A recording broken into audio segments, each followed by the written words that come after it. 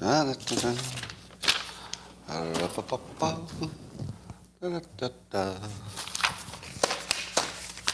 morning, everybody. And what a bunch of champions you are. Yeah, you are. Now, it may be that you haven't won any actual competitions, but that's only because you haven't tried. Imagine if you tried. Wow, the things you could do. And I don't think that I'm going out on a limb here by saying you're better looking than ever. And today we're going to have an amazing live stream or recorded session, as you prefer. And all you need to take this to the next level, to the dopamine level that, well, people only dreamed about. All you need is a cup or mug or a glass, a tankard, chalice or stein, a canteen, jug or flask, a vessel of any kind. Fill it with your favorite liquid, I like coffee. And join me now for the unparalleled pleasure. It's the dopamine hit of the day. It's the thing that makes everything better. It's called, that's right, the simultaneous sip. Go.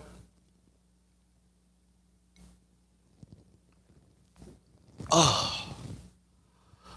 Woo. Oh, I felt I was starting to get some cooties, and that just cleared it all up. I have some news about a study that says that drinking coffee can cure COVID. Cures COVID. There was only one person in this study group. That was me, and I've never had COVID. So, guess we got some proof there. Well, here's a real story. There was a truck that was loaded with a lot of copies of Roget's Thesaurus. And do you know why I said there was a truck that was filled with copies of Roget's Thesaurus? Because I don't know the plural of thesaurus. So I'm going to do the same thing that this tweet did.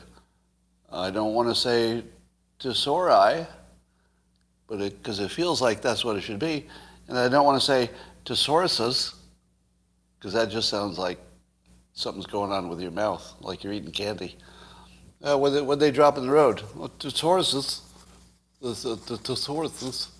So that doesn't even sound like it's a word.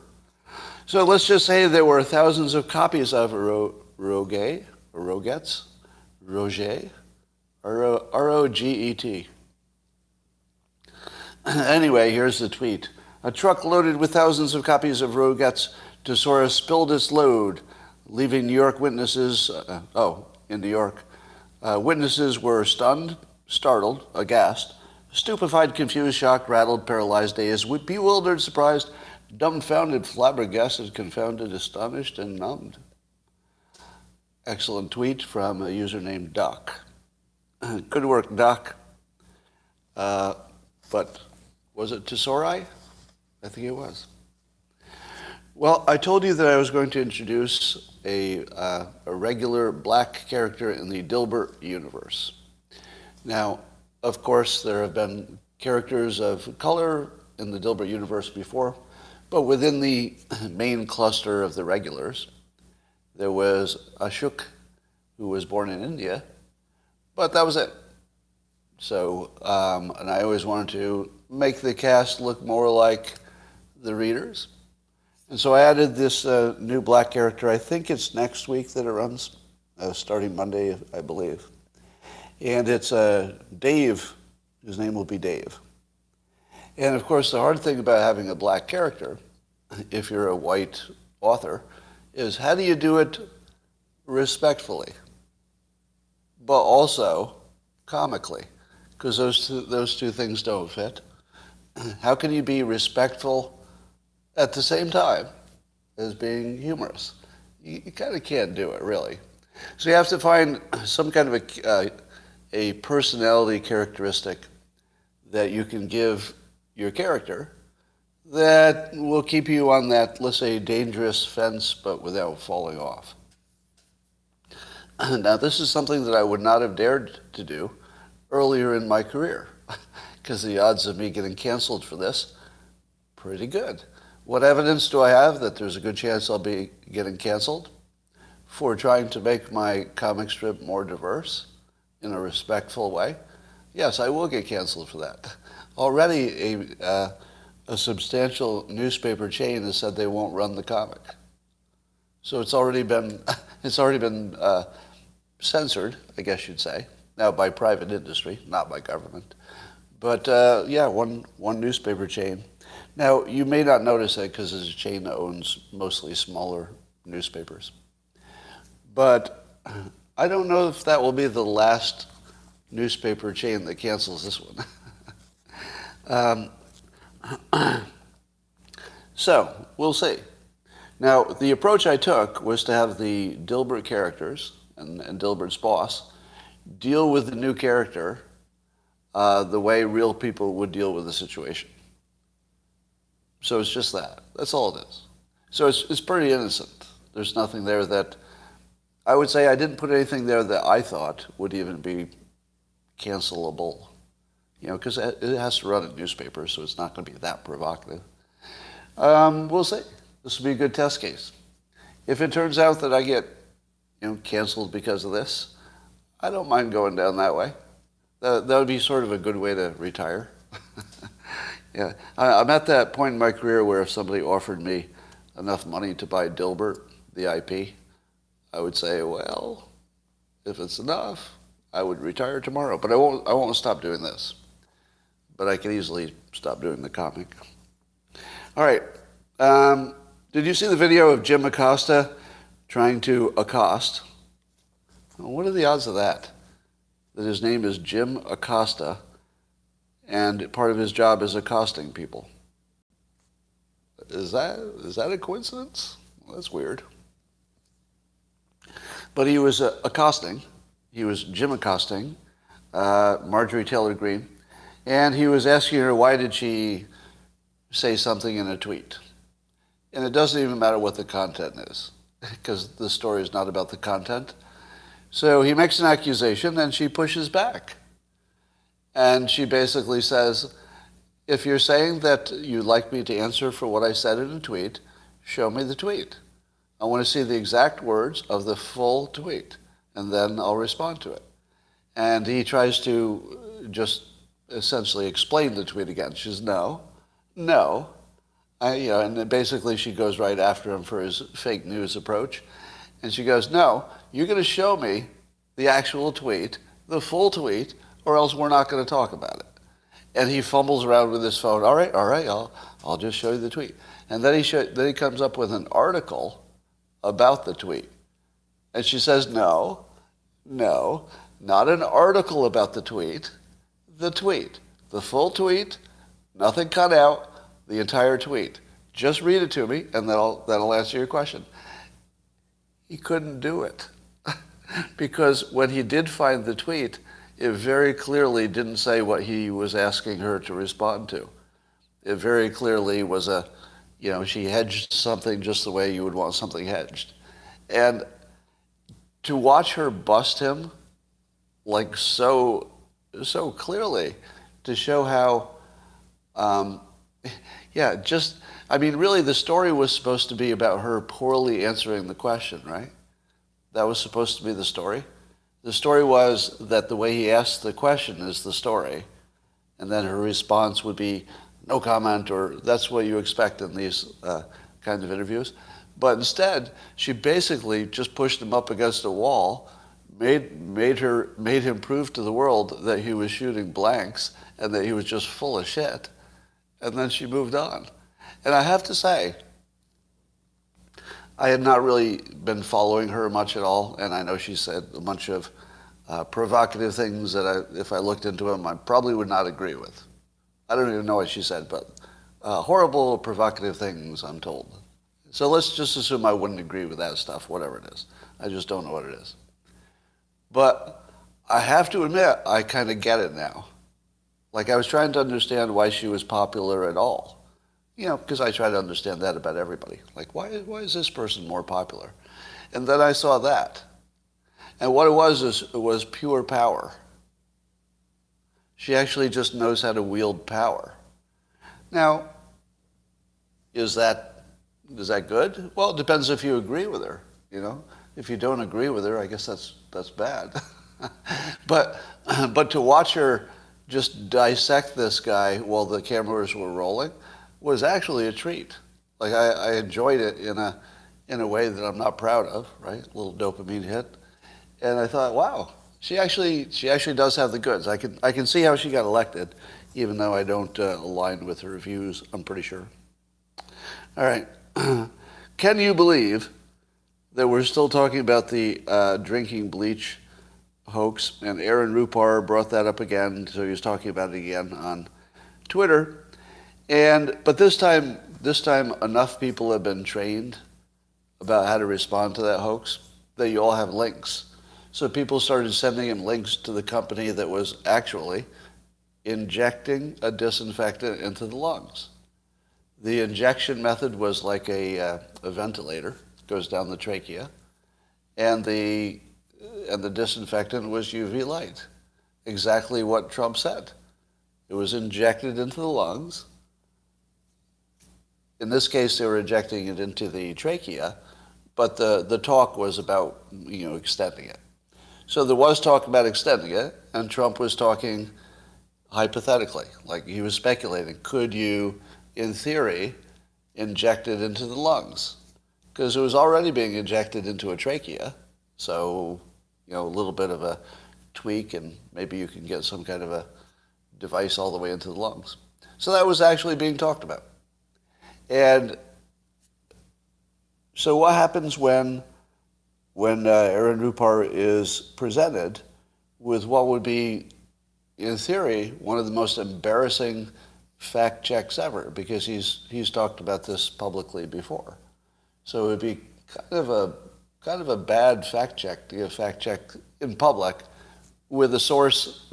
And I even tweeted at him a Wall Street Journal article by, I think it was the president or one of the founders of that technology, who said that he knew that the president was talking about their technology. So it's the guy's actual company, and he confirms that, yes, they can inject light down at least into the trachea, and that, yes, that's what the president was talking about. He recognized it immediately. Now, I recognized it immediately, too, because I'd been tweeting about that very technology, right before. And right before the president talked about it. So we know exactly where it came from, the idea. It came from that technology. It was being trialed at Cedars-Sinai. I don't think it worked out, by the way, but it was being trialed. And so what would happen if you were confronted with this completely unambiguous evidence? Well, at first, Rupar went with he said, he tweeted, injected is the key. He said injected is the key word. Basically, big difference. He said injected. So he was trying to make the case that it couldn't be talking about light if he would use the word injected. But then you look at the technology and you see that it's literally injected. And I guess the YouTube videos that this company had up on YouTube were taken down. Do you know why? I don't think they do, because it was an actual trial. It was a legitimate trial to try to... the only reason I can think that it was taken down is that it would make the hoax be more obvious. Because if you could just link to the video, people would say, oh, that does look exactly like injecting a disinfectant that happens to be UV light. Yeah, I think that's exactly an example of the censorship that Elon Musk talks about. So it's kind of amazing. So after the injected part was debunked, and after the fact that it was obviously he was talking about light, that got debunked by just showing the full transcript instead of the edited part. You could tell that Trump was always talking about light. Aaron Rupar just goes silent. And you have to wonder what's going on. Did he get his mind changed? Or Or does the brain not allow you to see that final piece of evidence, the part that would have changed the mind? Does the brain just prevent you from changing your mind? Cognitive dissonance. And so I'm actually genuinely curious. If I could talk to him in person, and I'd say, okay, all right, well, so now that you've been down this well, and you know exactly that he always talked about light, he said light, he never said bleach, he said injected, but that's actually what was being discussed. Now that you've walked him down that, what would he say? Now, do you believe that he knew all along and he's just lying? Because he doesn't really act like it. He doesn't really act like he's lying. He acts like he believed that the president actually said that. But, it could be an act. I can't really read people's minds. So I'm actually curious. Does he still actually believe that the president suggested injecting a disinfectant, like a liquid disinfectant? I don't know. And then when other people in the comments hear the debunk, which is devastatingly, completely, 100% effective debunk, they say, well, that can't be true because the president said he was just being sarcastic. Why would he do that? To which I say, well, how did it work out the first time he talked about it? It didn't work out. Why would he do the same thing that didn't work out twice? So he mentioned something that was a real technology. They should have been fine. It should have actually shown that he was ahead of the journalists because he would have known something they didn't know at that time. So it should have worked out fine. It should have been a case of him knowing something people didn't know. Instead, it turned out to this big embarrassing thing. So I would imagine he would not want to do exactly what he did before, because you know what the journalists would say? Even if he said, no, I was talking about light technology, they would say he's doubling down. That's what they'd say. They wouldn't say, oh, he's talking about this real technology. No, they'd say he's doubling down on injecting bleach. There's no way to win. So if he knew there was no way to win, and I think that would have been the right instinct, he could have just said, I was just joking, to just try to make it go away. So there's a perfectly reasonable reason he would try to make it go away, because there was no way to win. As long as the media was going to say anything they wanted, the best he could do is just make less of it. Just say, I was kidding, make it go away. That's not the way I would have handled it, probably. I think I would have made a run at defending it. But who knows? That's why I'm not president. Good observation from Twitter user Jason Andrews, who notes that Elon Musk's recent tweeting, now that he is going to own the company, it looks like, is what I used to call or still do, the new CEO move. So the new CEO move is whatever the new CEO does in the first weeks, because that defines who they are. Your first impression tells everybody who you are, and then that lasts. So you don't always have to be an outrageous version of that person. You could just set an example, do something a little theatrical that says who you are, and then that defines you for the rest of your term.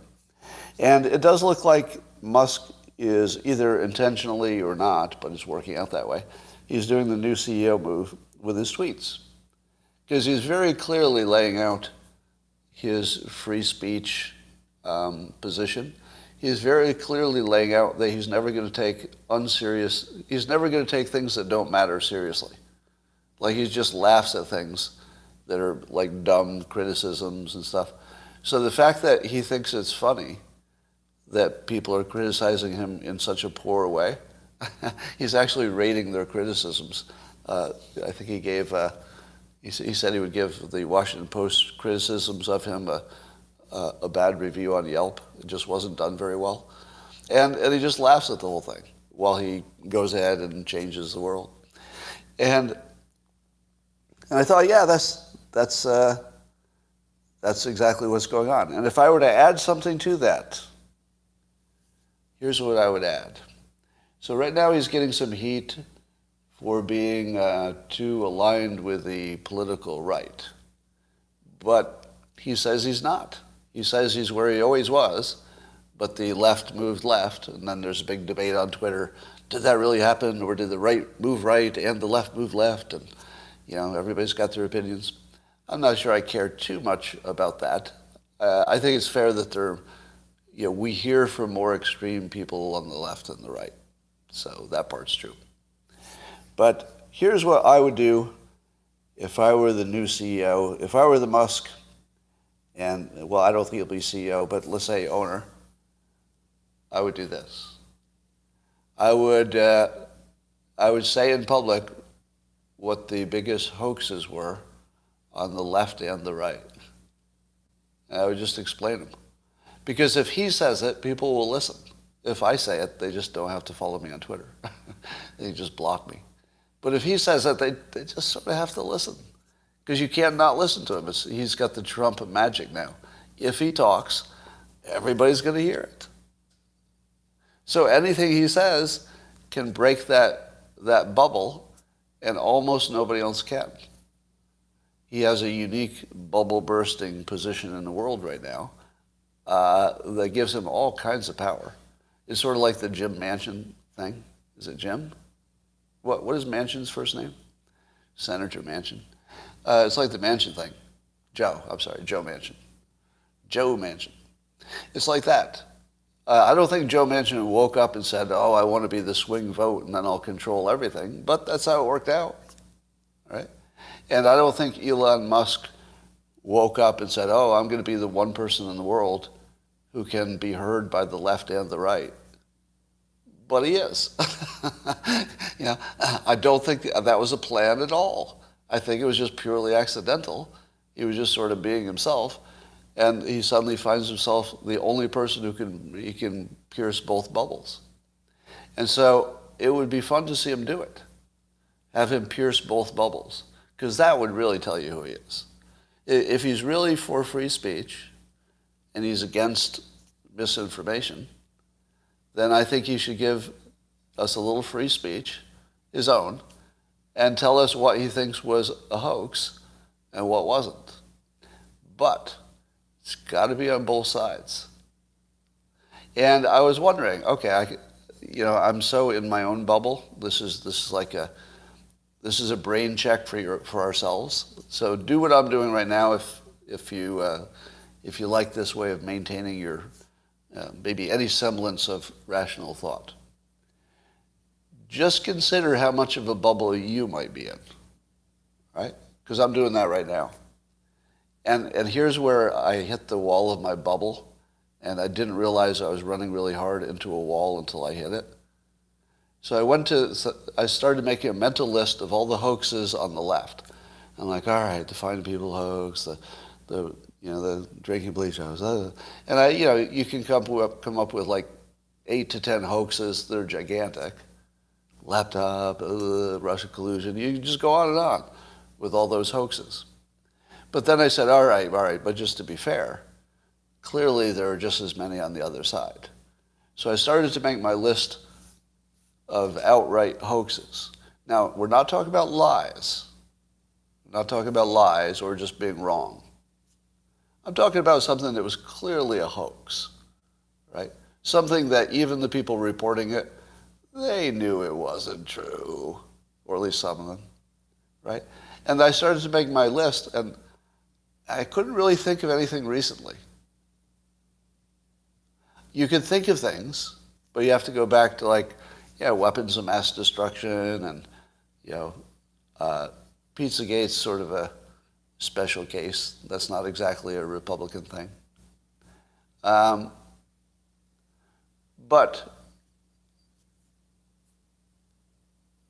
help me out here. What would be, let's say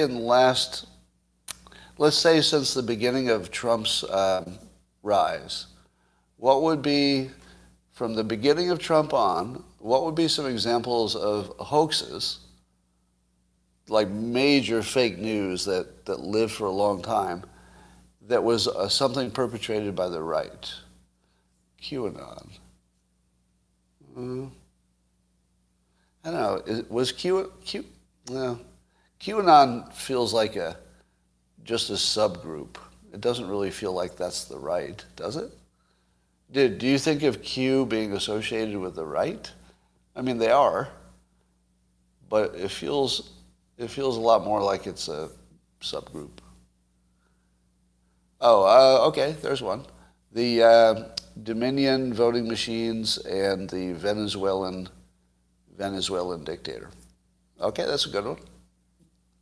Obama birth certificate, that's old.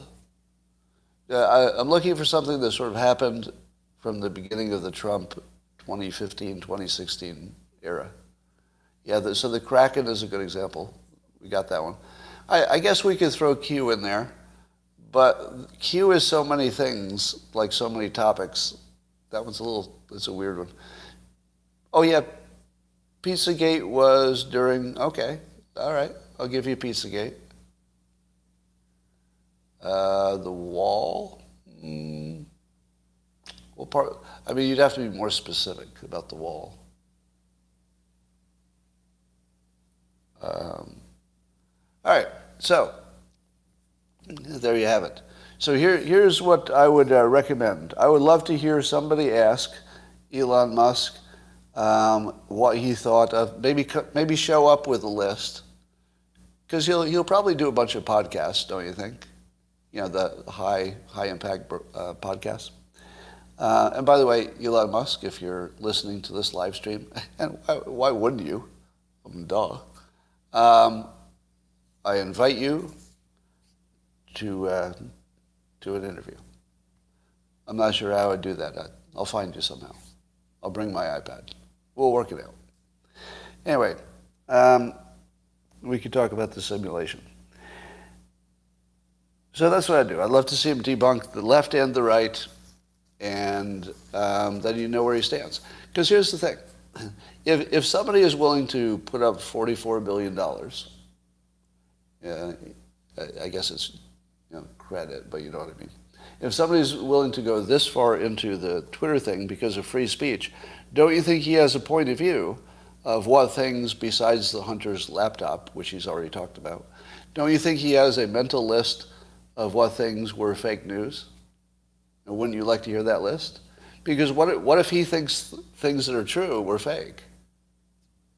That'd be scary, right? So what if he told you what he believed was true and false, and you listened to it and you said, is he believing a lot of things that aren't true? Because that would be scary as hell. Or how about the opposite?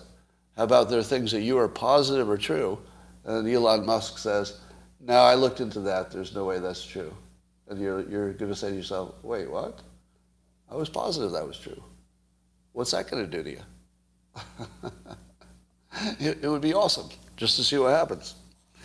There's a graph going around Twitter about Democrats versus Republicans and trusting scientists or trusting the scientific community. And it showed that right around 2016, what was happening about then? Democrats zoomed up in how much they trust the scientific community, at the same time that the Republicans, went to the lowest levels of how much they've trusted the scientific community. So there's this giant gap that just formed about the time that Trump was elected. So, how do you explain that? What would be? Could you put it in like one sentence? How do you explain it? Russia? No, not Russia. Because I'm not talking about experts, I'm talking about the scientific community. Somebody says it's not restricted to just the scientific community. So I would say that mainly what happened is that the way the scientific community treated Trump and the way the fake news treated all of it was such that the Democrats were brainwashed by their own media to think that the science was always right, because that could mean that Trump was more wrong. So they had to build up science to make that contrast with those ignorant Trump supporters. I think that's all that happened. So when I tell you that the news assigns opinions, here it is. Did you wonder if that was hyperbole? I've been saying for years that people don't form opinions. The opinions are assigned. They're assigned by the news. The news tells you, okay, you're a Democrat, here's what you think. They don't say it directly, but pretty directly. I mean, you can't miss what they're saying. So, there's a genetic component here, but mostly people are just being fed their opinions. And that's just the starkest example. As soon as the news told people the scientific community was more awesome than they'd ever imagined, they believed it. And when the people watching other news were told that the experts were all lying, they believed that. So they were both assigned their individual opinions. Now, is one of them right? Yes. One of them is more right than the other, meaning that we either should be trusting them more or should be trusting them less, but I doubt it's exactly the same. I feel like, there should be a lot more or a lot less, but it'd be hard to argue that it should just stay the same. Well, you've heard about this new disinformation board that the Biden administration is going to have. And I have to agree with Dana Perino, who said this on The Five. Did they not ask anybody for an opinion before they rolled this out? Was there not one person who leaned a little bit to the right who could have told them that the disinformation board would be instantly and universally labeled the new Ministry of Truth from 1984? How did they not see that coming? It was the most obvious thing that could have happened, right? And I don't think it's not like one person thought of it and said, hey, this is reminding me of that obscure book, 1984, and that new Ministry of Truth thing. And I mean, seriously, probably 1 million people had exactly the same idea when they saw Ministry of Truth. Oh my God, it's finally here. I had no idea that things had gotten so bad. And when I saw this story, the thing that I kept shaking my head over is this real? Like, I'm trying to imagine how the meeting went. Like, you can't even wrap your head around, this is actually real. Actually? Really? And as other people have asked, how's this going to work? What exactly do they do? Are they going to fact check us? Because that's not going to work, because they're partisans. So what is it? How's it going to work? But and a lot of people are giving a lot of grief to the person who was hired to be the head of this disinformation board, because apparently she has been, let's say, associated with some disinformation herself, as well as bad singing. No, actually, she sings pretty well, but apparently she's like singing show tunes with political words. So she's definitely not, she's not one to be embarrassed. She apparently handles embarrassment well, because she's quite a ham. I like that part about her, actually. But I don't think she's going to last because of all the bad press she's getting. But there is a report that the Biden administration is going to hire someone else to replace her already. They're looking at Amber Turd to be the new Minister of Truth. And one of the spokespeople explained it this way, quote, "If America is going to shit the bed, we wanted someone with experience." So Amber Turd would be kind of perfect for that. So we'll see if that happens. Or is it fake news? You never know. You never know.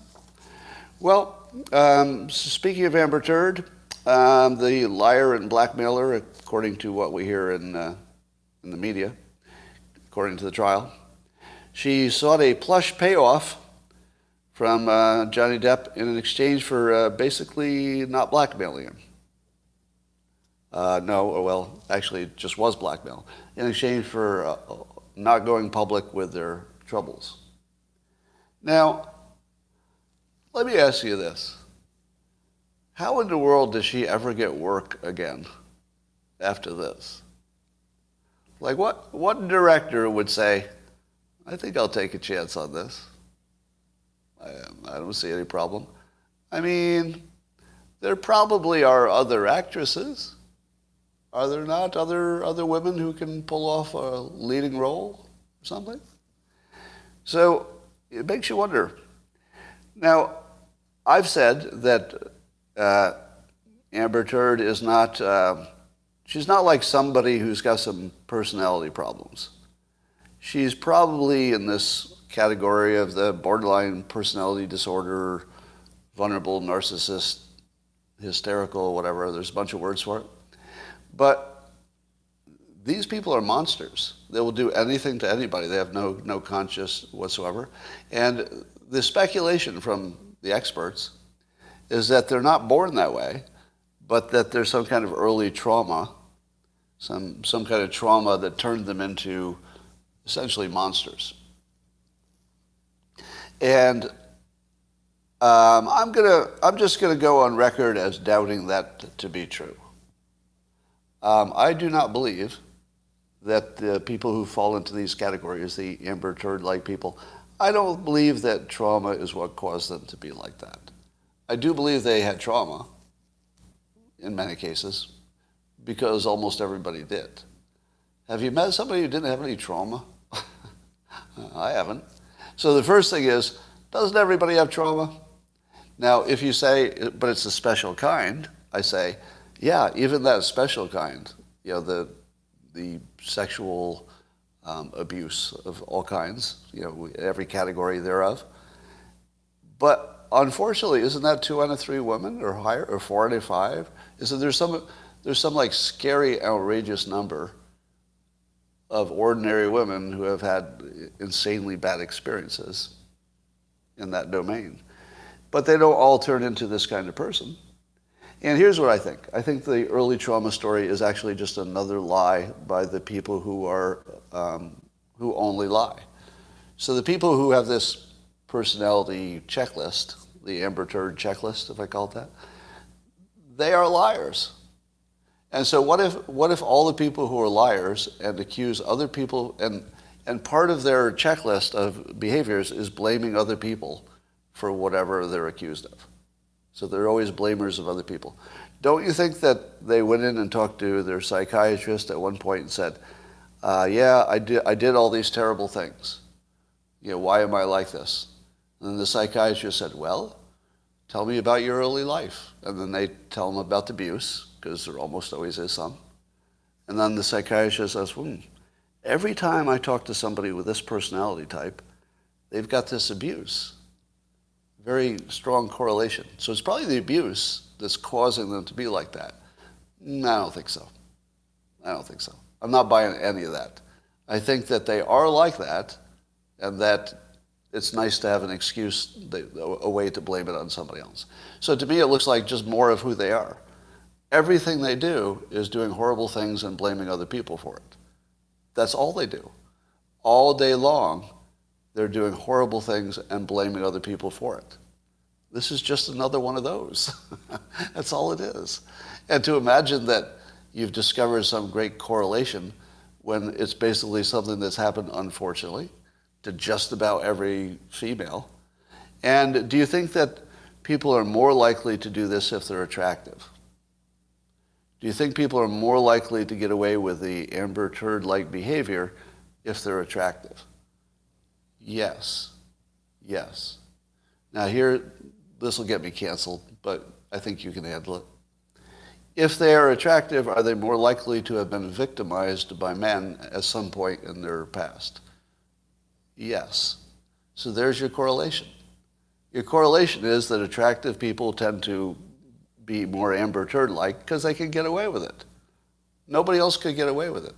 This is my big dog, small dog breeding example.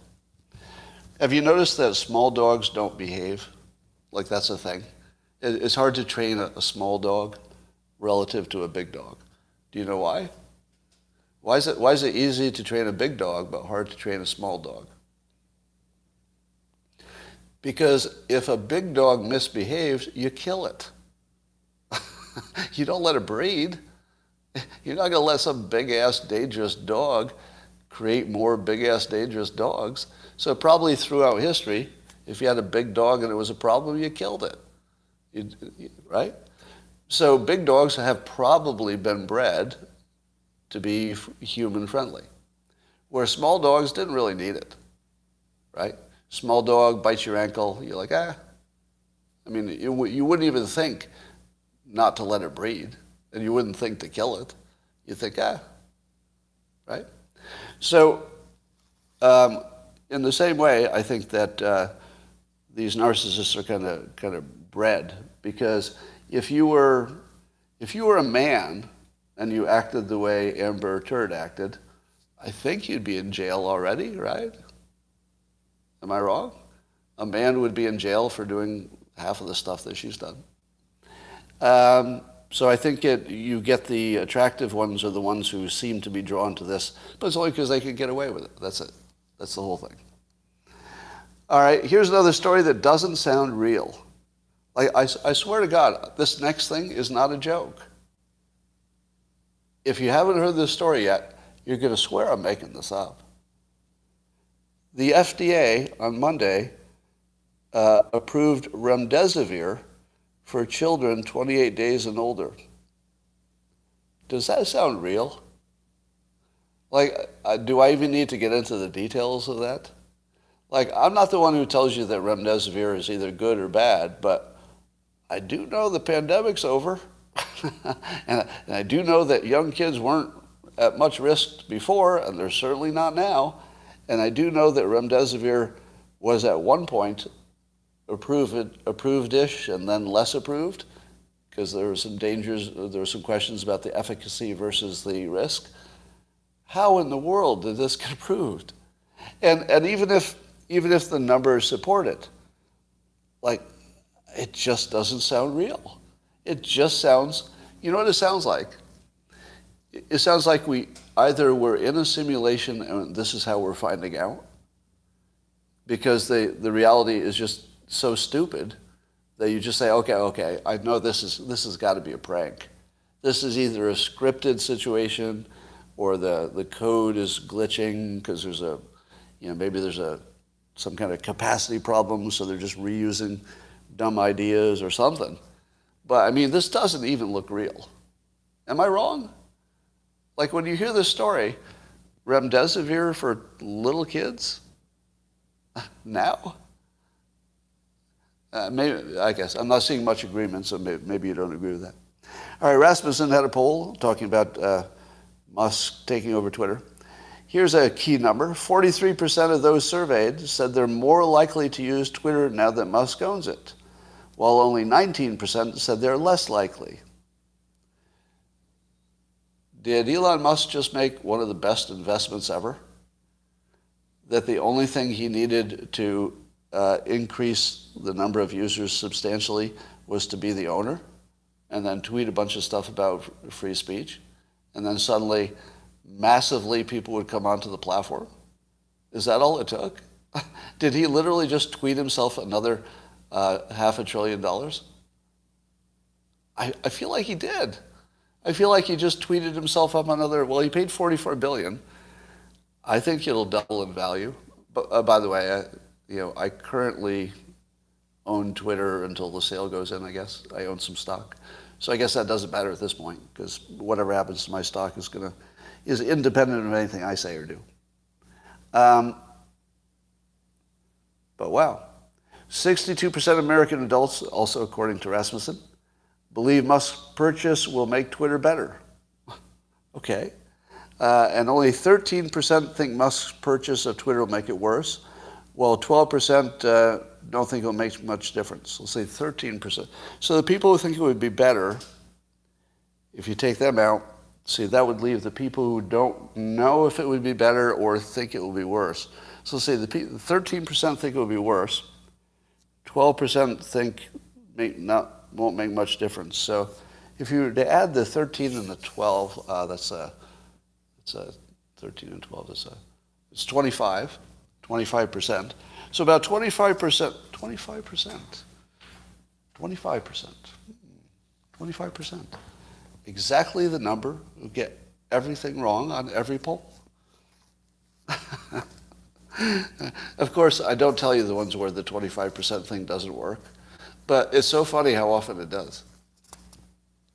If you're just catching up to this, I always make fun of the fact that 25% of the people answering any poll will get obviously the wrong answer. Just like obviously the wrong answer. And here it is.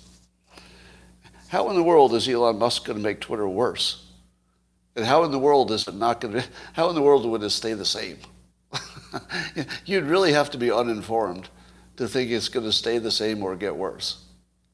Like, the only way I can imagine that is if the internal sabotage is so great that there's nothing left for Elon to take over.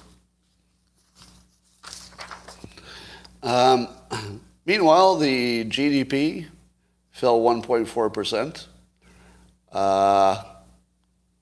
That's not good. Not good. I think it's almost time for me to recontact my liberal friend who I just couldn't stand speaking to during the entire Trump administration because he finally got the ideal candidate he wanted. He got his Joe Biden, and he got what he wanted. Higher crime, higher taxes, higher inflation, falling gross domestic product, possible nuclear war with Russia. So debacle getting out of Afghanistan. So he got what he wanted, and I'm thinking, is he almost primed that I could have a conversation with him about the pro and con of Trump versus Biden? Do you think he's ready? No, of course he's not. I'm just kidding. Of course he's not. Not even close. Well, Trump got on Truth Social, so it's his own network. But everybody was waiting for him to tweet, and he did. And his first tweet was, all in caps, "I'm back," and then hashtag Kafefi. Now, and that thrilled his people, and I guess that's part of what drove Truth Social high up on the list, because you knew Trump was going to tweet pretty soon. So I have now tweeted on Truth. I have thousands of followers following me already, and so we'll see what happens with that.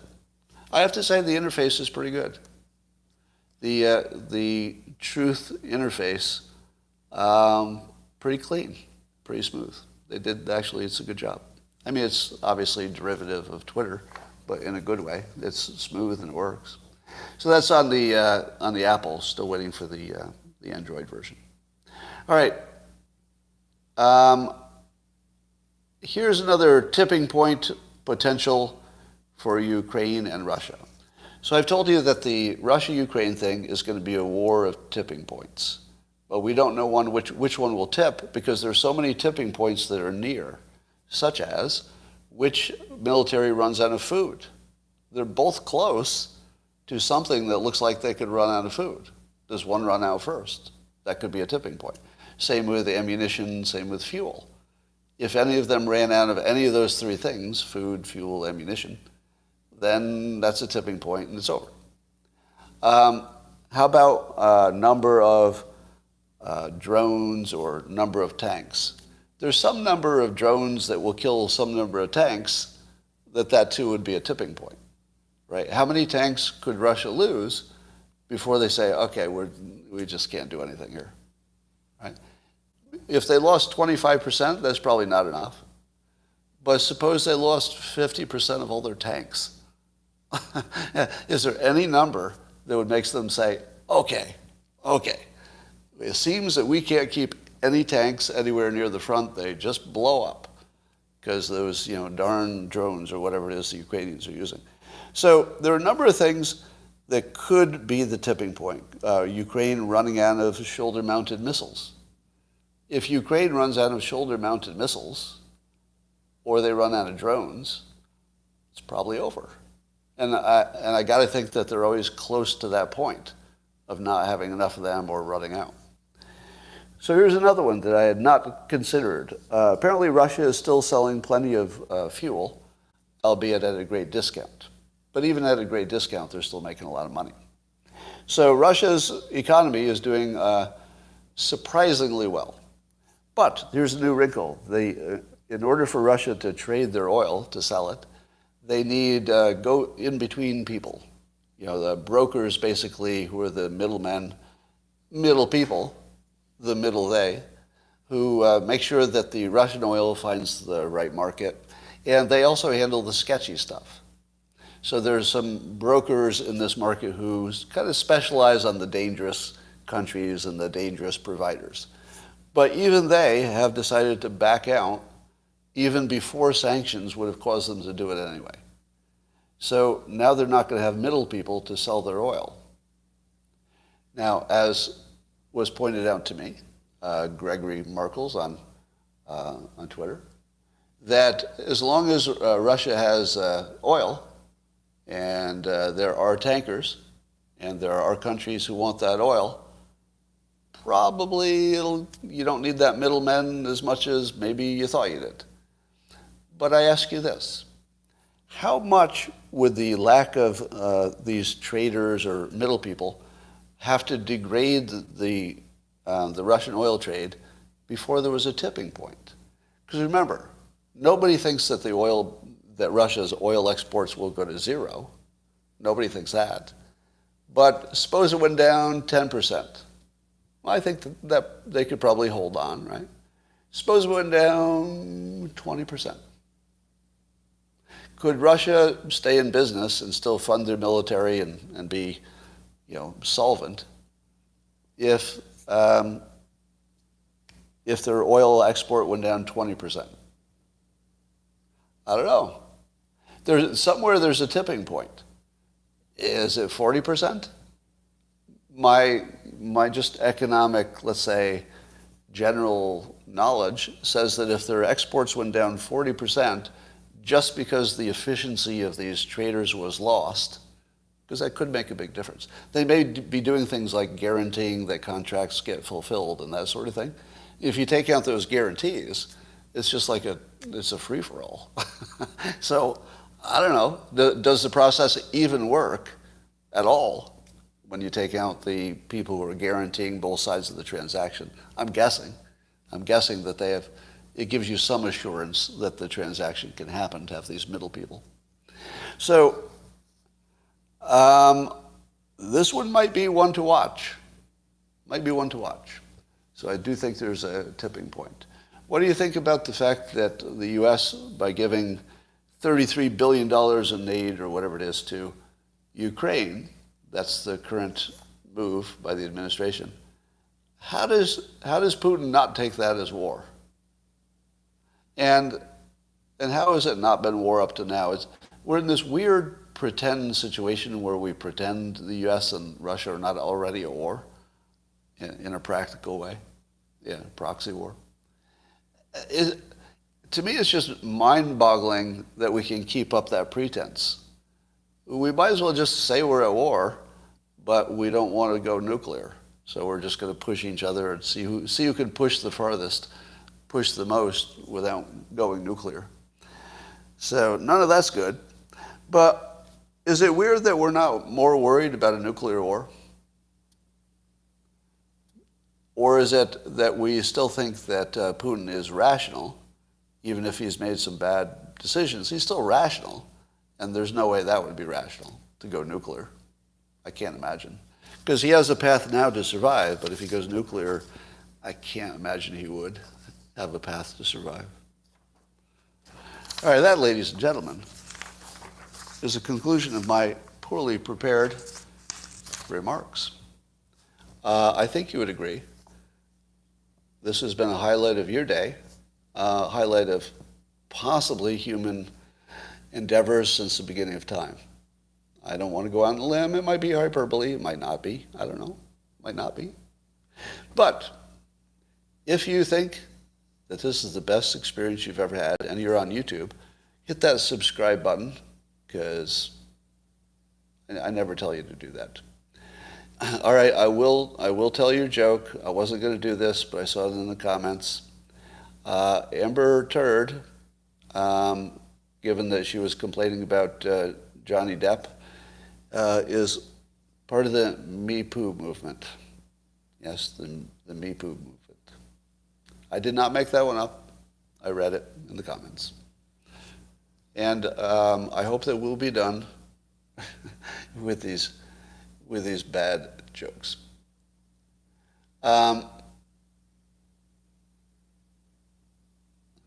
One of your best. I think this was one of my best live streams. Thank you for noticing. I was going to tell you if you didn't know. And I'm going to give you one hypnotic suggestion before you leave. Are you ready? Now you have to do this willingly, because it doesn't work unless you like the suggestion. In other words, it has to be compatible with something you wanted anyway. You ready? You're going to have a really good weekend. There you go. And let me know how it was. I'll talk to you tomorrow. Well, you can let me know on Monday, but I'll talk to you tomorrow anyway.